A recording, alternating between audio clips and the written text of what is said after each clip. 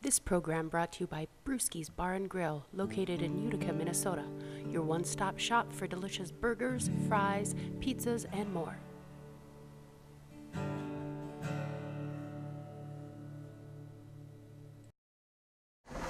All right, Michael. Let's have some fun, I guess. Ready? Yeah. Welcome to Sports Back Talk with Boley and Ringer. And, well, Mike, we're in a new locale for one of the shows. Yes, kind of came up spur of the moment today. It's Thursday. We normally do the shows on Monday. You've probably been wondering where we've been all week. Yeah, I'm guessing that's what they were wondering. And I thought I heard something about it on Twitter, but I'm not sure. and since we both lived in town and we were both getting off work later, we thought, I was in Sammy's earlier in the day. Why don't we do it at Sammy's? And here we are. And boy, what a beautiful place. It is. If you haven't been down here, you should come down. At least come to the bar area where we're sitting at right now. It's the only place I've been since I got here. There's 5 big screen TVs in here, 6, and then there's 2 more, I believe, out in the dining area. So Can't go wrong. And the madness is we're in the middle of it. Yeah, and the best part too, Ringer, during games like NHL or NBA, the Wolves and the Wild and the UMD, you can come down here and get $2 pints of beer, domestic, and $3 talls.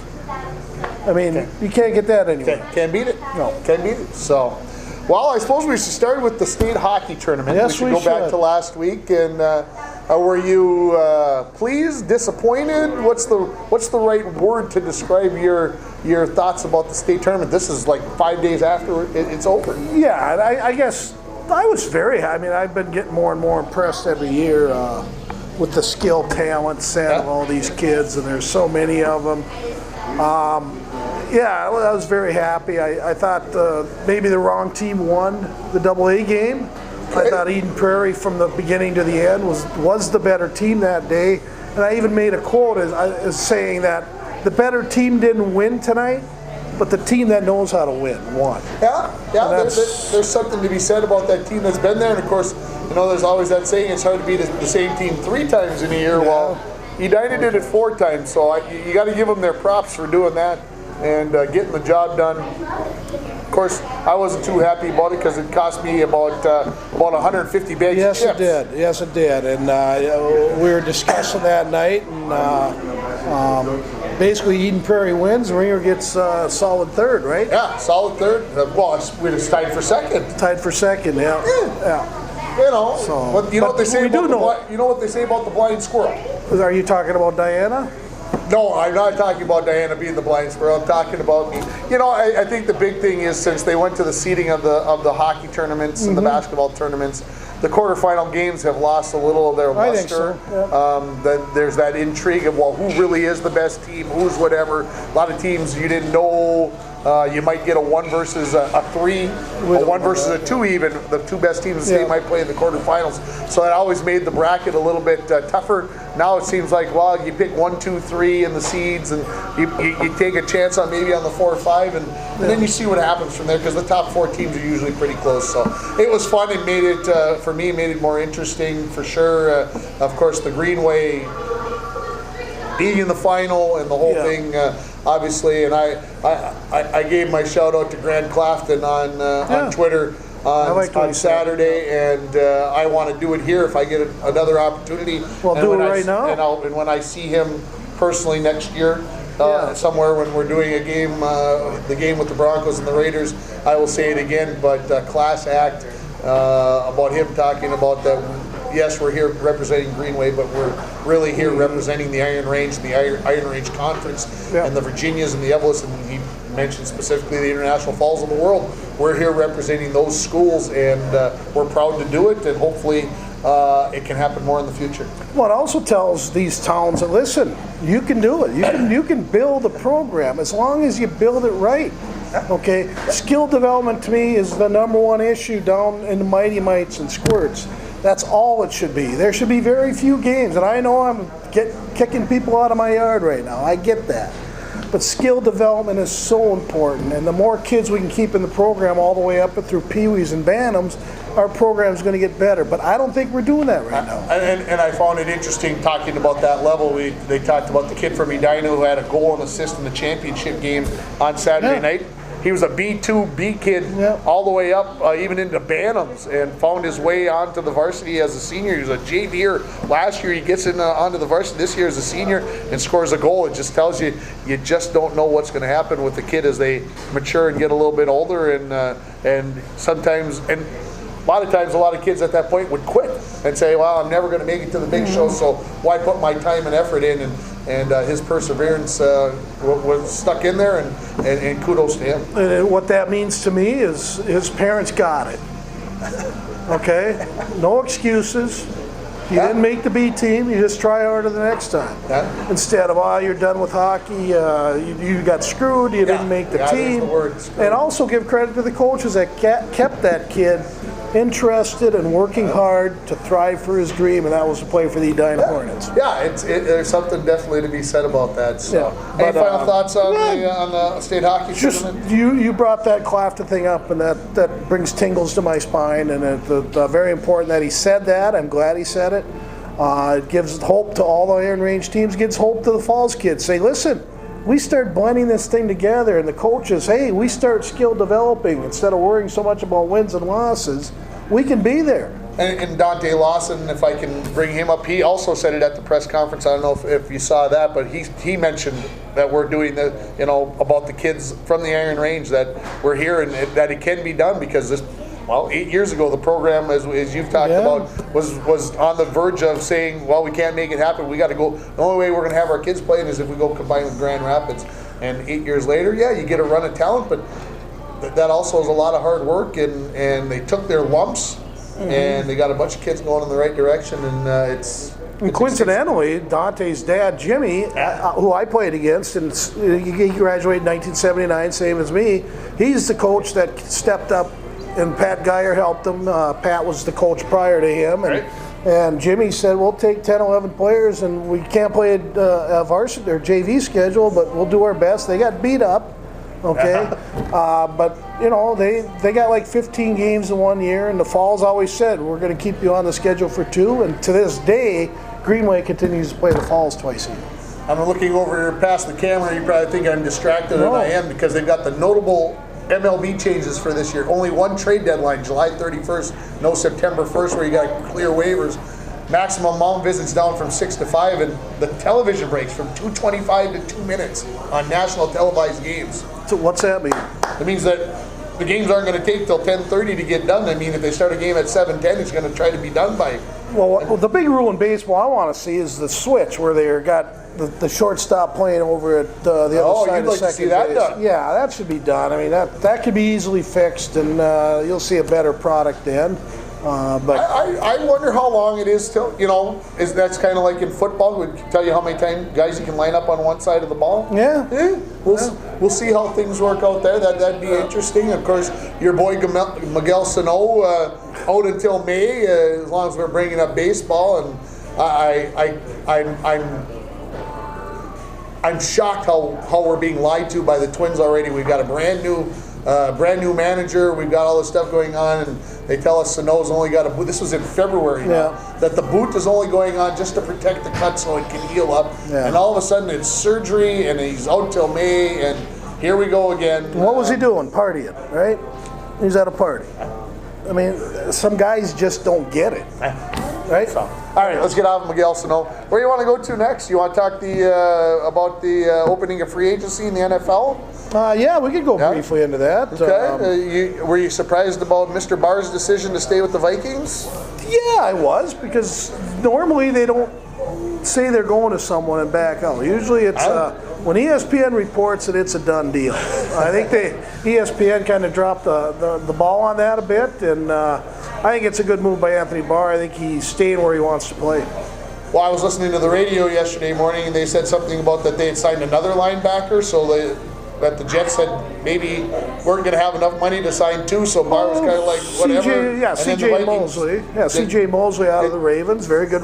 They signed a big deal, like 6 years, $80 million. Okay, that's big money.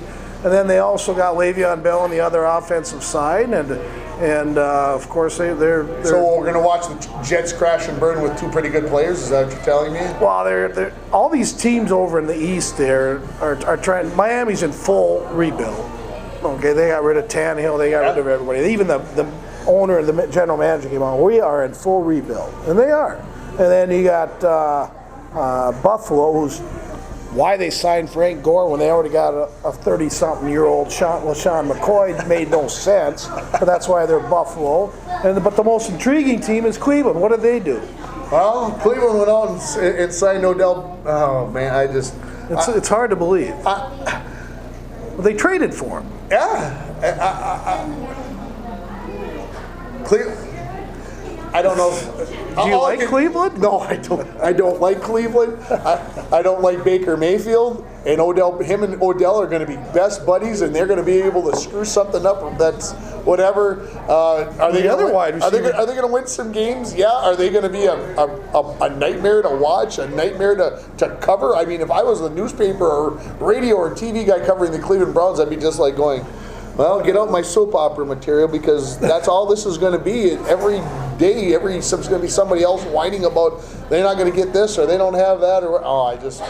Yeah, they moved Jabril Peppers for him, a safety out of Michigan, who's kind of a tweener between a linebacker and a safety. And anytime you had a pretty good defensive player, which I think they did, and an aging wide receiver who causes turmoil and problems in the locker room, I'll go with the Giants won that trade. I don't care how anybody thinks Odell Beckham. He hasn't done anything. All he's known for, Ringer, is the catch. You know, kind of like, but Garrett Clark with the 49ers, only that one meant something.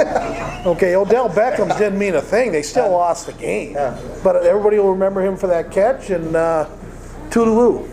Have fun. Raiders pick up Antonio Brown. Good I like spot what the for him. Raiders are doing. I knew when Gruden got there. I'm a Gruden backer. I like what he does. He's old school. Yes, he is. But he gets it. He's got 3 first-round picks, okay, to build around Derek Carr and Antonio Brown.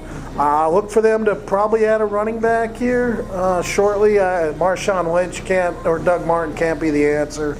I'm a little surprised, probably because of cap room, they didn't go after Le'Veon Bell. They did sign the offensive tackle Brown out of the New England Patriots. I saw that. Isn't that funny how all these teams go after New England Patriots offensive linemen for big money? Like Bill Belichick is helping these players make big money. Now he'll go to Oakland, he'll be just an average guy because the system isn't built around him. Yeah, and I guess I would question the tackle of, is it worth another? Okay, from the Patriots, you were going to get. I'll use this number. This I don't know what he got. You were going to get $40 million, and you got $55 million from the Raiders. Was it worth $15 million not to win a Super Bowl? Look at the contracts. Secondary receivers like Jamison Crowder, Devin Funchess. Who's the guy out of Cole Beasley? These guys are getting $10 to $12 million deals. Imagine, I mean, do you sit back and watch Diggs and Thielen watch this? They have to be perplexed, thinking these guys, these are pretty average receivers, and they're getting 12 to 15 million a year. It's ludicrous, and they're average receivers. Matt Khalil was just released by the Jaguars. I noticed up on Jordy Nelson just released by the Raiders. So yeah, so the dominoes continue to fall in the NFL, and I see that the Vikes lost the running back. Sorry. Latavius. And, where did he end up going? He went to a good New team. Orleans. New Orleans. That makes sense. Ingram went to. It made sense too. Doggone it. Yeah. I should have wrote this down. But anyway, Mark Ingram left New Orleans. New Orleans said, okay, we go after Latavius.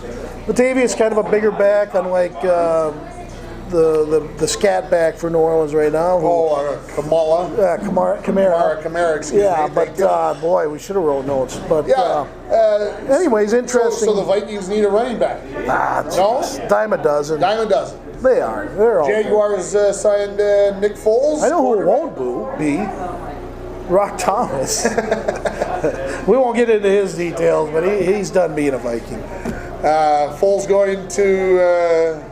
You know what I like about doing the show here? Yeah, we're getting more information watching the ESPN. There's a big TV there. There's a big TV there. We're cheating. We are cheating a little bit. We're getting our whole show is going to be based off ESPN.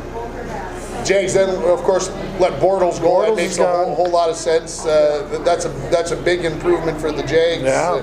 Does that give them a chance to? especially after they bombed out so badly this year, they're actually going to have a very easy schedule, an easier schedule than they had this past season. I think that's the big thing. The Jags could make a move. Well, they were talking Jaguars Super Bowl this year. They thought they had the pieces. Leonard Fournette was coming down off his rookie year, a very good rookie year. Bortles wasn't bad. He was adequate, and they thought they could get away with that. And the defense killed them. Yeah. And that's what they had counted on. And by middle of the season, they traded one of their linebackers off and just had enough of him. And Jalen Ramsey, the guy that doesn't quit yapping, he had a very mediocre season. So look for the Jags, though, to get back in the mix. I like their coach. Yeah. All right, where do you want to go to next? You want to talk a little basketball, college basketball? Briefly. Gophers are in the tournament. They play shortly about here. 30 minutes here. Yeah. 10 minutes actually. No, I look at the clock. Gophers are in the big dance. Yeah. Yeah. Don't deserve it, but they're in by What do you default. mean they don't deserve it? Oh, come on, Ringer. They're below 500 in the Big Ten Conference, Yeah. right? To me, if you're not above 500 in any conference, you shouldn't get to go. My opinion. Doesn't mean I'm right, okay? I just look at other teams that are probably more deserving. And, I don't like underachieving teams. And to me, this Gopher team is the biggest underachieving team in Gopher basketball history. Wow. A lot of skill on that team, according to Marcus Fuller, who I follow, which I'm going to quit following him because he's such a kiss butt on the Gophers. And, Amir Coffey, he's had 3 good games, and all he talks about is all the double-doubles by Jordan Murphy. Tell you what, Jordan Murphy, get up and win some games. Okay, I don't care about your statistics. Ringer likes statistics. I know that. But show up when it's important. Show up against a Michigan State and take over a game. And he just won't do it. So he's not an NBA player, I'll tell you that right now. How many games do they win in the Big Ten tournament with? I say 0. They get beat tonight. They get beat tonight by Penn State. That's not a good team. It's not. I don't like the makeup of it. And I hope they do get beat, because then maybe these people that are already putting them in will maybe think twice about letting them. Because Nebraska won again today. Ohio State beat Indiana. Ohio State's a better team than the Gophers. Possibly. And I like the Gophers, don't get me wrong. I don't mind the Gophers, but I don't like underachievers. So if you want to take these teams, and I'm asking now, if you want to take these teams that don't have a above 500 record, so you'd rather see Wolford? You'd rather see a Wolford or a North Carolina Greensboro, you'd rather see a team like that get maybe an 8 or a 9 seed with 22 wins. You know what, I would. You know why? Because you like I know Cinderella. No, I don't. You like Cinderella. You know me better than that. Cinderella. I go chalk. You know me better than that. What I'm going to see out of this North Carolina A&T or North Carolina Greensboro, kids working their butts off. Yeah. And I don't see that on the Gopher team. I'm sorry. I don't see it out there. And somebody prove me different or otherwise, because I don't think they give a full effort. I'll say this.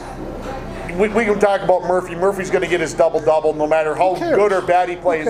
I understand that. What I'm going to say is, though, if Coffey is on, if Amir Coffey is on for the Gophers, that's when he has to be going. It doesn't matter who else on the team.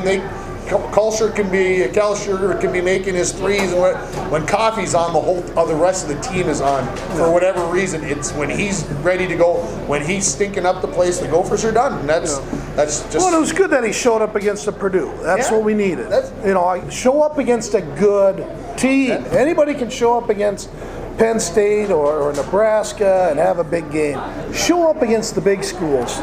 Put up 30 against the Michigan State. All right, now that Zion Williamson is back, does anybody take Duke down in the big tournament? Ooh, is he 100%? No, I don't think he's 100%, but you don't think so? I don't think he is. I think he's been 100% since after a week. Okay, I think been they just rested him. Yeah. My opinion. Okay, can they do it without him? Can they win it without him? No. Okay. No, it's been proven. Okay. They're getting beat by North Carolina pretty handily. They lost a couple other games. No way. They're probably an early exit if he doesn't play. Fair enough. It's a young team, and Zion Williamson's a 18-year-old, but he plays like a 21-year-old. He's a man amongst boys. Who's your team to win it all? Since we are team to win it all. Well, are you going to have a show? No. I'm going to say this. I picked Virginia last year. And you might all recall what happened to Virginia last year. If Virginia beats Baltimore County, whatever they are, whoever they were. If Virginia wins that game, I feel like they win it all, and I think they have just as good a chance to be that team again this year. And if, without looking at a bracket, looking at who they get matched up against, that would probably be the team that I'm going to pick right now is Virginia or Gonzaga. If they're on opposite sides of the bracket and I was filling it out right now, I would say Gonzaga and Virginia meet in the championship game if that's the way it could work out. Gonzaga did not look good the other night against St. Mary's. They were missing layups, bunnies. They were. You know how they talk about a hockey player grabbing the stick a little too hard? They were grabbing the stick proverbially a little too hard. They were trying to force things, and this was a team, I think, if I remember hearing right, they said they beat St. Mary's by like 37 points earlier in the season. Yeah. So they kind of came out like, well, all we got to do is show up, and that won't happen again. So there would be my two teams that I'd take. Yeah, I think they're in NCAA tournament mode. Yeah. I didn't think they really cared the other night. That's a possibility. I like them a lot. One team to look out for. They're probably a 10th or 11th ranked, but they got the athletes. Kentucky. Be wary of Kentucky. They could scare. And Calipari knows how to win the big games, and that's going to be my dark horse to win it all. If Zion Williamson's 100%, I don't see anybody beating Duke. North Carolina could be a tough out too. So North Carolina, Duke, and Kentucky are my three teams. Ringer's advice, you got to take at least 111, at least 112, maybe two 12s, a 13, at least 113 in your bracket. You just got to get it right. That's where the big money is. That's why I go all the 13s. Then I can brag to everybody, hey, I got that 13 seed. You got that 13 seed right. All right, Gophers, are they going to be a 13? The Gophers right now are a 10 seed. Are they? So they'll go against a 7? They'll go against a 7. Okay. Who they got beat by last year, remember? Middle Tennessee State, if I remember right. Middle Tennessee State came in as the darlings of the tournament. Yeah. I think they won 2 games, maybe. They did beat the Gophers, but I think they made the Sweet 16. Boy, it'll be interesting. All right. Always a fun time of the year. What do we do? A little big tournament this weekend. I suppose we should talk a little bit about that hockey tournament thing that's going on this weekend. Maybe some of the guys that are in town will actually get to watch the show. So maybe we should do some name dropping of the guys that are going to be in town. Maybe tell Nevin and Scott Riley to put it on. There's a TV down at in the beer lounge. Okay, beer gardens. They can put it on there, and people can listen to this stupidity for 45 minutes. It says 18 years on that sheet of paper. Is that really possible? Which is amazing. You know, Ringer, there's something else you don't know about me. I felt about 91 or 92, I tried to get something like this going. Okay, me and I can't remember who. It was just the two of us, and we ended up getting four teams here. It was hard getting 4 teams. Yeah. One was from the fort, one was from the cities, and I think 2 of the teams ended up being from the falls.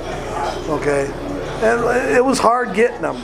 So what this group of individuals that have changed in and out over the years, you know, Scott Riley, Nevin, George McDonald, Johnny Prettyman's helped with it, Brady Fogner, and I know I'm going to forget some guys, but what they have created in 18 years is, to me, because I tried to start something like this, and they're getting, 18 teams, 20 teams like every year? It's for 18 years. And it's a fabulous tournament. It brings a bunch of people, both locally and most of them, some local connections, and they all come back here for a weekend and play hockey and have fun. And basically, the whole idea is camaraderie, except there's a few serious teams. Well, yeah, and I think you kind of need a little bit. You need a couple teams that are going to battle it out in the end that are still there. But of course, the big thing is to get back and raise some money. Yeah. No doubt about that. That's the number one thing. And you mentioned the hockey, and I'm just going to mention the basketball, which is going to happen in a few weeks. Mm-hmm. They've had a few stalwarts out there. The basketball continues to grow. I think they're up to 14 or 15 teams now. They got a women's division in that. So these organizers are doing something pretty special, and takes a lot of hard work, a lot of time, and kudos to the guys and gals who are doing it. Yeah, and there's some changeover going now. They're trying to get some younger blood in there, which is good. I mean, all these guys, and Georgie and Scott and Paul, I mean, they're teaching the younger ones, and they need younger people to step up and start running these things. They've raised in 18 years $250,000. $250,000. Is that amazing? So one thing I've always said about hockey players is they're always great athletes, but more importantly, they're better people and they're very generous. And a lot of this comes right from them. And some of the biggest benefiters of it is rec hockey. I mean, they always get 10 to 12 to 20,000. They got a new Zamboni one. Yeah. $20,000 Zamboni. Bronco Hockey, they help support the Booster Club, our local Rotary Club, which is very important, gives out scholarships, and of course the local Elks Club. I mean, they're always spreading the money around. Last year alone, they gave Rec Hockey $10,000, Bronco Hockey $3,500, Independent School District 361. I don't know why they gave them $2,000. No offense. Rainier Rec $3,500, the Rotary $1,000, the Elks Club $500, other $2,905 for a total just last year about $23,400. So Crazy. yeah, there's crazy amounts, and with all the stuff talked now on rec hockey, where some board members are kind of looks like they're trying to make some changes with it. Yeah. I don't know what those changes are. I'm guessing money has a little bit to do with it, but I don't know. I'd have to read the article a little more before I can comment on that at all. But be careful with rec hockey. Yeah, it's well, just remember we got to do what's right for the kids. And I think That's what it's about. That's the biggest. You know, and I understand budgets have to be met and money has to be saved here, but I don't know. I see a lot of money going in other places that maybe doesn't make as much sense either. And boy, this would be disheartening if they ever disbanded rec hockey. There is a team from I want to mention from the 1999 Rainy River Community College National Championship team. Okay. Okay, it was the last year they had Rainy River Community College hockey. Yep. They ended up winning the national title. That group of kids, since it's been 20 years, now Sure. they're all probably 40-ish. 40 years old. Yeah, they're all 40-ish, and the Jenke brothers were on that team. I remember them. A couple kids from Wisconsin, very good. Probably the one, I can't remember the name. The one could have played D1. Okay. He was that good. Sean Shrodiak, of course, Yeah. we all know Sean, and I'll mention some other Falls kids. Jimmy Peterson was on that team, Cal Groet, Jed Swenson, who's a nice little hockey player, Scotty Winvall, a little fella, but he worked hard, and Justin Bounds was a nice player. And Wow. So again, all those champs are getting back Those guys together. are 40 years old. Yes, they are, and you taught them, didn't you? Wow. Yeah, so again, that'll be good to see all those guys back. I won't see them personally. I'm going to Florida to get away from the cold that I've had. From the beautiful weather we're having, the duck weather. Yeah, but anyways, kudos out to the people that have been running the Old Timers Hockey Tournament. I mean, 18 years is amazing. Let's make it another 18 and let's make it a $500,000 by the year 2040. You would think that would happen. Can I do a shameless promotion too? We usually do. So, of course, Bronco Athletic Hall of Fame induction ceremony coming up on Saturday, March 30th. That's just 2 weeks away. Tickets available at City Drug, or you can give me a call or stop by the high school. $25 for a pretty good meal, and come in and get the chance to see Buzzy Christensen, Gary Wood, Jerry Worley, Lori Schmidt, Brady, and the 1980 volleyball team get inducted into the Bronco Athletic Hall of Fame. And so that's coming up at the American on March 30th. That wasn't very shameless. It's definitely sports related, but we'd like to see a lot of people there. Last year we had over 270 people. It's a very nice evening that you get to see a lot of folks. Some from around town, but some that come in from out of town that don't make it here as often as they'd like to. But of course, this has a big connection with the 65-66 hockey team, with Buzzy and Gary Wood going in. Both those guys as part of that streak run of the 59 straight wins, and so I'm sure there'll be a lot of those guys back in town. And those guys are some of the bestest people I've had a chance to meet since I moved to the Falls. And if you haven't had a chance to come out and meet those guys have got stories galore, and they're just great people. And speaking of which, I do have a jersey, Michael Peterson's old number 6 jersey. I got about 5 signatures from that team, Fitchuck and Buzzy and there's a few other guys, but I was going to leave that jersey with you, and maybe if you could see more of these 65, 66, I know even Ron, 64 guys, you can maybe get them to sign it for I know Ronnie Beck and Ronnie's not on there yet. Steve Ross and Steve isn't on there yet. Bob Patnaud and Patnaud's on there. And Rennie Calder. Rennie's on there. Will all definitely be there. I know I've talked with them either through friends or whatever that they're going to be there. So they're coming back to support their former teammates being inducted in the Hall of Fame. So that'd be a great evening. Yeah, and all these events we'll be talking about, the hockey tournament, the Hall of Fame, the basketball boys getting together. This is all helping our economy. And that's important because we need people to come to our town and spend time and spend money, and it's very important. Well, and the biggest thing is go out and put $20 into the silent auction or whatever to help the kids, because you might say, well, it's not in my schedule, it doesn't work out. Well, run down there and say, hey, I'd like to make a donation. Somebody will take your $20 bill and they'll find a way to work with it. Yeah, and I got my buddy Neil. Paul and I said, you guys got any wild tickets? No, we haven't. He said, well, I'll get a hold of Neil. Neil stepped up about a half hour later, four wild tickets. They'll auction those off, and they're great seats, by the way. I'm going to the Wild game on Sunday night. I don't know if you knew this or not for sure. Did. So do you have any suggestions for me on?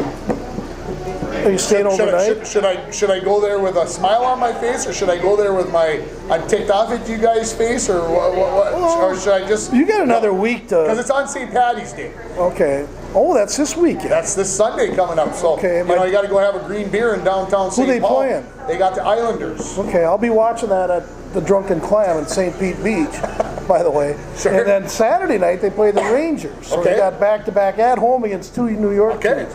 The Islanders will be a tough out. They should beat the Rangers. My daughter Sophie's going to go to that game. And I would go there with that. Are you spending the night? No. We're spending the night on Saturday night in Duluth. Some of us don't have endless vacation like everybody else. I don't have that anymore. My 7 to 8 weeks of vacation. I know, that's what I'm saying. I'm struggling with it. I've only got 2.5 days, and somebody's pressuring me to go back to a job, but that's another animal. I might have to go talk to my new boss and try to renegotiate. So no, we're not staying over Sunday night, but we are staying over Saturday. Where are you staying Saturday? Because we're going down to watch UND against Omaha in the staying in Canal Park? We're staying down in Canal Park. Diana, he's staying in a nice place. Yeah. See how that works? Which place? I believe we're staying at the Suites on the waterfront, I believe is where we're staying. Nice. So, matter of fact, my wife said we got the last room available in the hotel. Really? Yeah. So, he's believing that's the story. So, it didn't make sense to drive back from Duluth and then drive to the city. We could have driven to the city anyway. You'll have a fun time, and you can walk to the game. And we're going to go and have dinner at Cloud 9. Never heard of that. That's right across the street from the Suites. It's the Japanese place. Oh. Right across the street. They kind of do the food up in front of you if you like. And the guy squirts sake into your face from the distance. Really? Gets it all over your shirt. So I don't know if we're gonna quite go that big. We could just go. Hopefully, you knows the difference between the sake and the oil. Yeah, that always helps. A lot of oil in the face. Anything else? Go Gophers. They just got started up on the big screen here. They don't have them on, but they're on someplace. And go Gophers, beat Penn State, at least win one game so that we can put Mike a smile on his face. I'll say go Gophers, but I just don't feel it. Anyways, don't take us too serious. Thanks, everybody.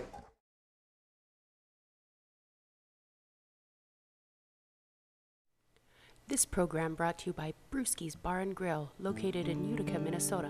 Your one-stop shop for delicious burgers, fries, pizzas, and more.